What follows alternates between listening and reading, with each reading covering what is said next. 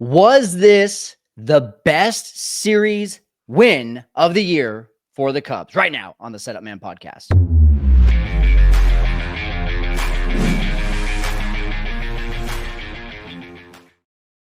Setup Nation, Cubs fans, what's up? It's me, Kyle Stanley, alongside with Alex J. Brault. What's up, brother? Oh my God. I've never done hardcore drugs, but this weekend it felt like a fever dream, and just like it was what Friday. I didn't even see the comeback Friday. They were down and my family's like, "Oh, let's go to that new Tim Robinson movie," which, by the way, very bizarre, but highly recommend.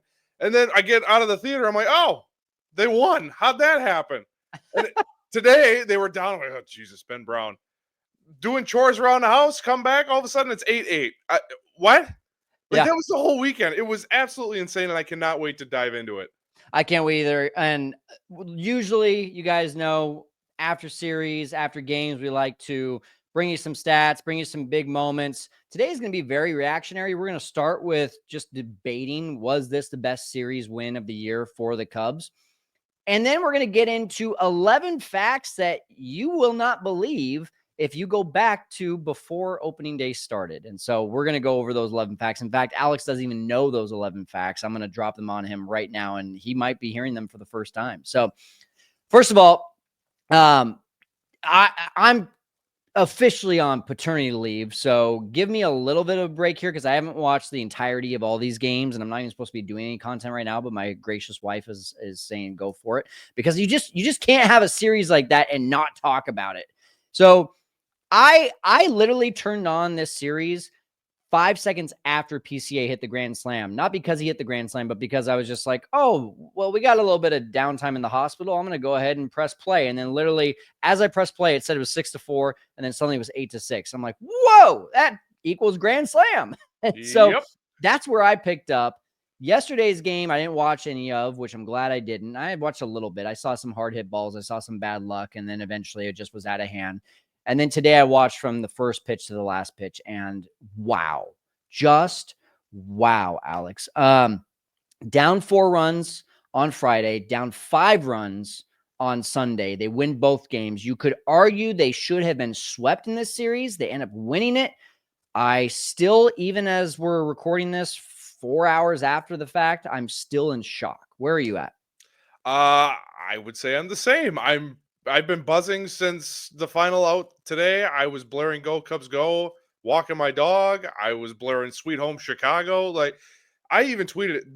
They had no business winning any of these games, and the Reds bullpen coming in was pretty darn good. Good. Yeah. Then all of a sudden, like I said, I get out of the theater. It's like, oh, PCA hit a home run. Oh, they won. All right. Even today, it was just, yesterday was the only game where it's like, oh, they really have nothing. And even today, really, they didn't seem to have anything going until Reese McGuire stepped into the batter's box and hit 2 homers. It was just insane. And the text I was getting, like, should we be getting excited for this team? Abso-freaking-lutely.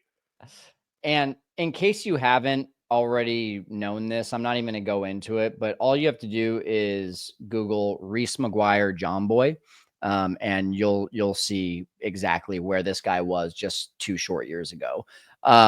Pretty disturbing, actually. And he got emotional after the game, so this guy's been through a lot for the last couple of years, but it doesn't matter what guy is in the catcher's position this year, and that's going to be one of my 11 facts. Make sure you stay tuned to the second block here. This catcher situation is just incredible, but that's not what the question is. The question is, was this the best series of the year for the Cubs? I think it was, and I think the only argument I could be given that I would be like, man, the Dodgers 2-game series, I'm kind of throwing that out because it's only a 2-game series. It's not complete to me. It's close. They took care of business at Wrigley. They came back in crazy good fashion against Tanner Scott, 2 outs in the 9th inning against, one of the best teams, if not the best team in baseball, and won that game in extra innings. That was one of the pinnacle moments of the year. You could argue to me that it was the Diamondback series just before that where they won 2 out of 3, but they looked really bad on Sunday, and that kind of left a sour taste in my mouth. You could argue it was the Brewers series. I think that would probably be the best argument that you could have because they just dominated so much in the first two games that you just were like, I don't care what happens in the third game because this is obviously the better team this year. And unfortunately, they just looked really bad in the third game. Cubs still looked really bad in one of these games, but the way in which they won the two games against a divisional opponent who's supposed to be one of your biggest competitors this season just was like the biggest exclamation point of, wow, that was fun. So that's where I stand. I think it was. Where are you at? Which series would you say is the best? I would have the Reds series at 2 and maybe tied with 2 with Milwaukee just because those are divisional matchups and they're really important with the Cubs struggling in recent years against their division opponents. Mhm. I I do think there's a difference between best series and most important Mm. because I do think that 2-game series against the Dodgers, not only do they have any tiebreaker, not that they'll probably need them anyway, but they have tiebreakers against the Dodgers. And I would even argue the series that they took 2 out of 3 where Colin Ray had to fill in on Sunday night and was Yeah. awesome and they won the series In LA, yeah. in LA, I kind of feels like that was the It's a good best point. just Good point. because of everything that series kind of they were coming off the series in Japan. It was like, oh boy, is this team even like ready to compete? Then they go into LA, Chavez Ravine, which is notoriously a tough place to play. The Dodgers start their we already know. They got Hall of Famers up and down that lineup. They were still relatively healthy at that time too, pitching wise, and they still took it to the Dodgers. To me, I think that was the most important series, but best series just from an entertainment perspective, it's this Red series. Well, honestly, now you got my engines going, and it's not usual that I would be like, oh, you kind of convinced me, but I think you kind of convinced me here, and here's why. They started that series off on April 11th, losing 3-0. I believe it was a sixth inning 3-run home run from Tommy Edman. Matt Boyd had been cruising along, and that just felt like such a dagger, and they don't score any runs. The next game, they score 16 runs, 16. And the Dodgers score none. That's the biggest blowout that there's ever been at Chavez Ravine in the history of the stadium. And then on, like you said, the rubber match, PCA hits 2 home runs. Colin Ray, I believe that was his first start of the Yeah. season, Yep. completely dominates in limited time, but it still completely dominated. And that was on the road to a team that was rolling at that point. I think you got me there mainly as well because of the residual effect it had. Yeah. That was the first 2 home runs of the year for PCA, and now look what he's done. He's gone off. He's an MVP candidate already, and maybe it was that series. So yeah, important versus best. I think we could argue that, but either one, I think it's 1 and 2 for me. Yeah, I'm with you. And I didn't even I'm wearing his jersey, but I totally forgot that yeah, that was the spark to PCA season because up until then I was like, oh boy. And Yep. Twitter, there's receipts out there. We know where you're at. This guy can't hit. They're going to try and sign this guy to a long-term contract, but he can't hit the broadside of a barn. Guess what, folks? MVPCA. Yes, sir. Yes, sir. And that can, I mean, if you look at it, man, like that just can't be argued right now. He is the MVP right now in the National League, and I don't think it's very close. Maybe Corbin Carroll, maybe, but I think it's 100% PCA. Anyway, okay, so we're probably right on the same stands there. But what's really exciting, Cubs are now 32-11. They're 11 games above 500. First time since September of 2023, I believe, is what Bruce Levine had tweeted. Not quite a setup man choir stat, but maybe we'll have a chance to be able to have them sing here in a second. So I got him warming up. yeah, okay. Got them in the background. Without further ado, we're going to play a little game of Can You Believe That? So here's what I want you to do. I want you to put yourself, it's March 17th. The Cubs are getting ready to play in Tokyo. They haven't played a single game all year. And I want you to think about if you were to skip ahead to Memorial Day and say the 11 things that I'm going to say right now, how much would your mind have been blown back in March before the season even started? So, like I said, Alex hasn't heard any of these, so he's going to hear them for the first time. Some of them are going to be obvious. Some of them are not going to be so obvious. So bear with me. The first one is extremely obvious. Alex, are you ready to play? Absolutely. Let's do All this. right. Although last time we played a game for the channel, it didn't go well for me. So I'm hoping to do better today. I don't think it's possible to go wrong on this one because we're pretty Oh, much okay, just good. reading off facts. But I do want to hear your reaction on these. Can you believe that the Cubs are missing their two aces, one out for the entire season, one out for a significant amount of time? Shota by the end will be about 6 weeks. And their number 5 starter experiment and Ben Brown has a 6.39 ERA. Yet they are in almost every single game, and to today have 32 wins in 53 games. Can you believe that? That one I couldn't. If you would have told me those two were out for a significant chunk of the season, I would have been, oh boy, we're done. This season's right in the tank. And yet, here we are, 2 games up on the Cardinals in first place with a bare bones pitching staff. And I mean, that's credit to them for the finds like Matthew Boyd and Colin Ray, but also a credit to this offense that has really just kept everything afloat. Yeah, I would even add to that. Can you believe that Matthew Boyd is our best pitcher? I can't believe that. No, if you would have told me that, I would have been like, wait a minute, what? What That kind means of this season are we season's been having? terrible. Yeah. Yeah. All right, number 2. Can you believe that the Cubs have 7 different pitchers with a save already this season? That actually maybe I could believe because as much as I love Porter Hodge, just the carousel that is the back end of our bullpen and the way Craig Counsell manages that bullpen, 7's a big number, so maybe not A that lot. high, but It's a lot. hey, multiple guys will have saves. Okay, that's not totally crazy because not that I was unsold on Porter Hodge, but there were some questions there, and I Presley will as well. say I will say there's an asterisk next to 2 of those because 2 of them were of the long relief variety where the game like wasn't even close. So it was Colin Ray and it was Chris Flexen. But I mean, I don't think that I would have thought, okay, Ryan Presley would only get 4 saves by mid-May. I thought he would have probably a longer leash. I thought Porter Hodge would have more than 2. I thought if at worst they would be 1A and 1B closers. Daniel Palencia has 2. Colin Ray has 1, as mentioned. But Caleb Thielbar with that clutch save in San Diego, Drew Pomeranz with the save, and then Chris Flexen, as mentioned. I mean, that's pretty surprising to me. But you know what? They're piecing it together. So that's all I can say. And speaking of piecing together, number 3, can you believe that the 5 new, keyword new, minor league additions that includes non-roster invitees plus minor league deals that were signed either before or during the season, pitchers have combined for a 1.19 ERA and 53 innings pitched? That's Can, insane. can you name those 5? I want to know if you can name those 5. Oh, so that would be Brad Keller. Mm-hmm.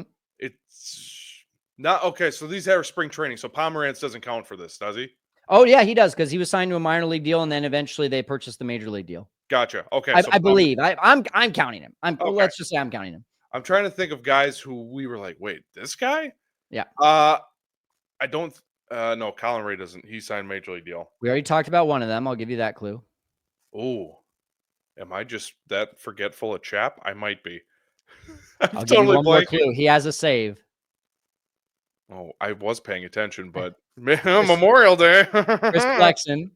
Flexen. Good for you. Good for you. Did I pull you away from some important family stuff? No, I'm like half asleep, so it's fine. And then one is a soft tossing lefty that we haven't seen much of. Oh, I was gonna say Thielbar. Thielbar signed a major league deal though, right? That doesn't count. A soft tossing lefty we haven't seen much of. You're gonna have to help me out. I'm like totally blank. Tom Cosgrove. Oh, of course. Yeah. And then one just made his Cubs debut yesterday in Brooks Kriske. Oh yeah, I was surprised it wasn't Gavin Hollowell for the 14th time.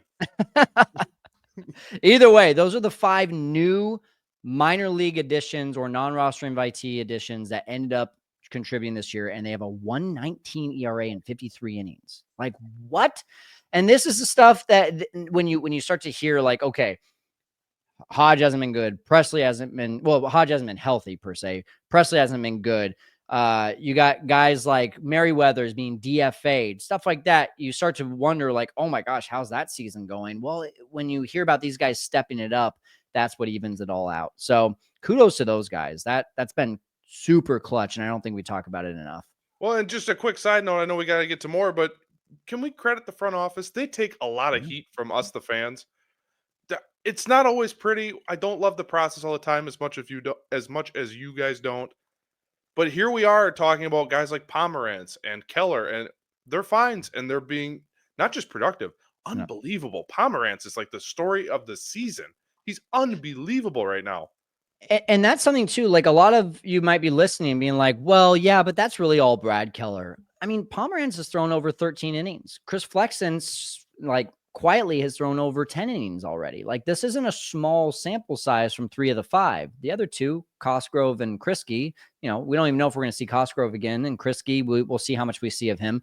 Buddy of mine actually played ball at USC with him and DM'd me yesterday and says, is he going to stay on the roster? I said, as long as the dude throws up zeros, our bullpen needs that. So he can stay on the roster the rest of the season for all I care, as long as he just puts up zeros. So yes, credit to the front office. They got arms. They didn't necessarily care per se, at least from our perspective of like getting the best ones, but they got a quantity of arms, and some of those have turned out to be quality. And I love that. All right. Number 4. Can you believe that the Cubs have already had as many double-digit run games in 2025 as they did in 2024? A total of 12 games scoring 10 or more runs in both seasons. That is fun. It's wild. Even we're like, okay, Tucker's replacing Bellinger. I remember having these conversations with you guys in the offseason. It was, okay, Tucker replaces Bellinger. How much better are they? I don't think we expected jumps from Amaya to the degree he has. PCA, we all figured there'd be a little bit of a jump. Not this. They're getting contributions from a lot more guys that we weren't really even. Again, I'm going to say it again because he was that awesome today. Reese McGuire. That's not a name anyone had on their radar, Crazy. but they're getting contributions from places that they weren't expecting. So, no, I wouldn't have said, oh, yeah, this offense is going to be like the number 1 in baseball. I thought they'd be good or good enough, but this is unbelievable, the kind of run they're on.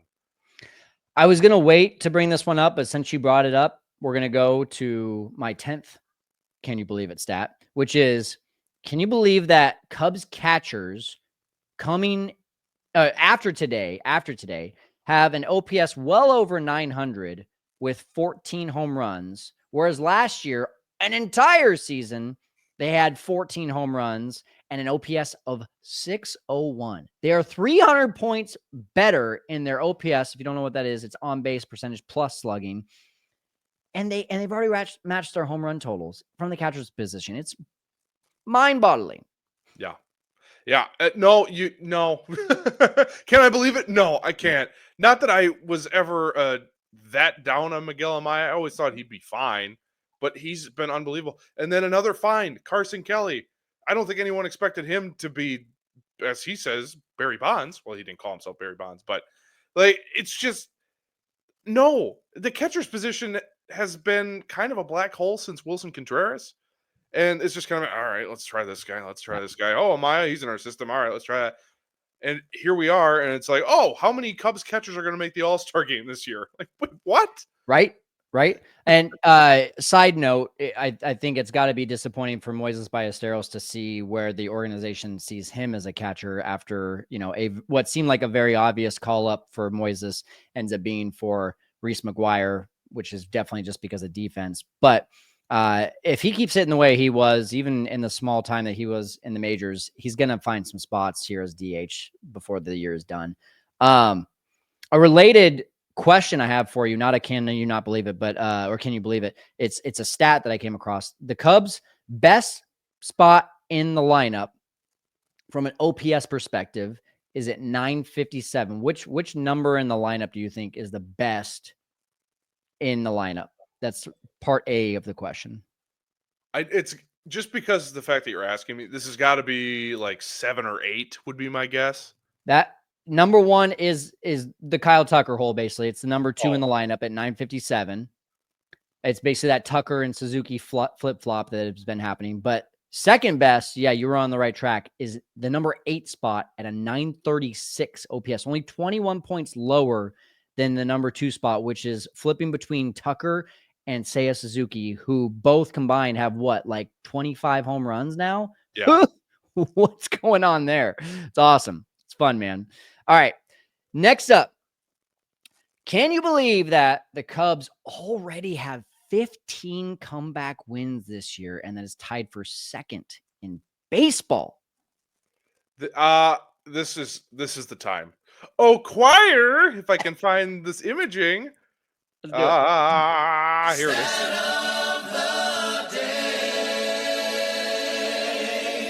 is. Stat of the day.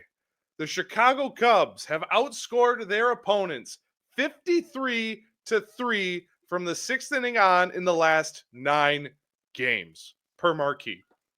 That is It's amazing. unheard of. Sure. What did you say the number was? 15 comeback wins? If you would have 15. told me like half of that, all right, sure, that makes sense. They got some potency in the lineup. But 15, and then just in the last week, the last 3 days. It's crazy, dude. Unbelievable. It has been such a fun May, and I granted their schedules have been light, but it's stuff like that, man. It's unbelievable. This team goes for the jugular every single day. And you know what? Comeback wins, like I could score in the first inning as the Reds team, and then the Cubs could come back and win 12-1, and that's considered a comeback win, right? Sure. Which is dumb. This is like, these are not all 15 of them. Some of them are going to fall into that category, but like you got the Dodgers come back, the Diamondbacks come back. You got these last 2 comebacks in the last 2 days. It's continuous games where we're all just like, click off. I'm going to go play with my son at the park. Like, I'm done with this game. And then you come back and it's the tie game or they're leading. It's wild, man. It's wild, and it's making for so much fun. Now, would I rather they have a really good pitching staff and they just like dominate every single team? Of course. But this is pretty fun. All right, number 6. Can you believe that the Cubs are tied for the most wins on the road this year in all of the MLB with 17? That was news to me. That is kind of surprising, and I have my little pocket schedule. So that would be in Sacramento, in Arizona, LA. Did I say San Diego already? Pittsburgh. Pittsburgh, Milwaukee, the Mets, Marlins, Reds. Like, that's not a scrub road schedule. That's some big boy work. So yeah, that's a surprise to me. It's a surprise for sure. And it's a good thing. And you know, if you actually dove into the numbers, if you went on Baseball Reference and started looking at the splits, it's wild to see just how much I don't feel like, you know, it's Wrigley, right? It's April and May. So we're still going to have some of those wind blowing in days, but I don't feel like that's been as much of a factor so far to start this year, a few games, but they've got more than double the amount of home runs on the road than they do at home. So when you look at the offense at home and on the road, it's wild. You start to like just think to yourself, man, what if they just played in a normal ballpark? I don't want to leave Wrigley. Don't read between any lines here. There's no lines to read between. You're playing a dangerous game. I'm not saying put a dome over Wrigley. I'm not saying even put an invisible dome over Wrigley. I'm just saying, like, man, you put them in a regular stadium, like this team might already have 100 home runs on the season, which would be wild. All right. Number 7. Can you believe that this team is batting .307 with a .911 OPS as a team with runners in scoring position? We have so much in the last few years just been like, man, these guys just have a stick up their butts as soon as there's anything important that has to happen on this team. Put a runner on second, put a runner on third, that guy's not coming home. It has to be a shock for them to actually score that. That's not the case this year. A .307 batting average with a .385 on base and a .526 slug as a freaking team, dude. Wild. You hit the nail on the head. The last couple seasons, like, oh God, please, dear God, just scratch across one. Now it's the opposite. It's almost a surprise when they don't scratch across one with guys in scoring position less than 2 outs. And again, it comes from contributions from guys like Justin Turner, who his numbers aren't pretty, but his numbers with runners in scoring position great are off the charts good. So it's good. Just they're getting contributions from 1 through 9 every day, it seems, And look, they're not the Dodgers. They're probably that second tier, which is crazy. We were all like, okay, the goal is to win a division. Dare I say, the magic that this team has, there's a little bit of that magic dust. Maybe we should be setting our sights a little higher. Maybe, just maybe. Oh man, I agree, man. All right, moving up to number 8.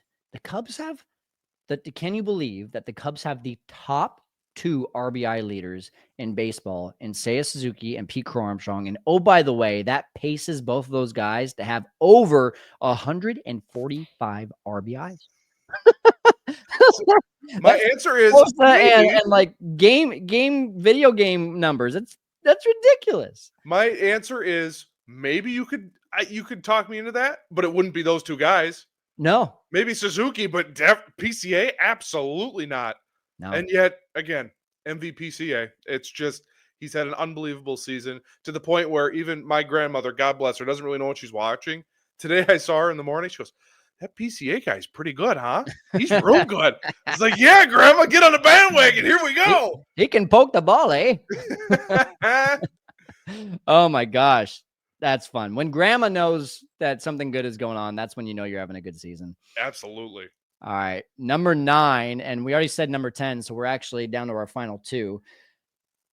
Can you believe that the Cubs have a player that we just mentioned right now on pace for an over 10 WAR season, the first from a Cub, if he does come to fruition, if he does get to over 10 WAR, since Sammy Sosa in 2001, according to Baseball Reference.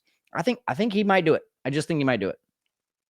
If you would have told me that on, let's say, March 15th, I would have said, "Oh, maybe." I would have thought it was the right fielder, not the center fielder. 100%. I would not have Yeah. pegged PC. Granted, the defense boosts him up a little bit, but just the combination of everything he's doing. No, I wouldn't have believed you. I would have thought, oh, okay, he's talking about Kyle Tucker. If we're playing the pronoun game, he is going to. No, it's our center fielder who's in his second full year in the big leagues, and that kid has some stones. He is not afraid of the moment. Seems to want the moment. Yep. He's a rare ball player, and I'm very happy he should be in our outfield for the next decade. Hopefully more if we open up the purse a little bit. And I know I'm getting a lot of crap from this on Twitter. I know not everyone is on the same page as me with this. At the end of the day, what I'm about to say, it's a good problem to have that we are arguing about where our MVP should be batting in the lineup. But it's all these reasons that just continue to give me a reason to say, why not bat him leadoff? Or why not at least bat him second? This guy needs to have more at bats than anyone else by the end of the season because of what he does in every single at bat. Even when he strikes out, there's a few at bats this year. I think he had a leadoff game where he led off and it was like 3 straight strikes and he swung through 2 of the 3 and it was like, all right, good morning, good afternoon, good night. But most of his at bats have just been like, wow, he's staying in there. He's seen some pitches. It's not this quick, like, oh, 2 pitches and he's down. He's still seen a decent amount of pitches and he's hitting pitches that you're just like, how did he hit that? And how did he hit that with that much authority? It was yesterday, that ball at his eyes where he came like 3 yards away from hitting another big time home run. And I'm just like, how did he even hit that ball? I think it was yesterday. It might have been today. My days are all messed up. Having another kid will do that to you. All right. Anyway, he's amazing. He's our MVP. Tom Ricketts should have offered him a lot more than $60 to $70 million before this season started. Sorry, that was a bad call. Now he's going to be costing you at least 200 if you sign him now, and by the end of his arbitration, he's probably up over 600 million. Woo! See you later. All right. Next one. Our final. Can you believe that? Can you believe that the Cubs are only 2 games in first place against the Cardinals? That is the most stunning thing. If you would have told me, hey, on Memorial Day, there'll be 2 games up in the division, but you didn't tell me the team, I would have been like, okay, Milwaukee, or okay, Cincinnati. But as we've said about 1,000 times, or at least I have, I don't see it with Milwaukee.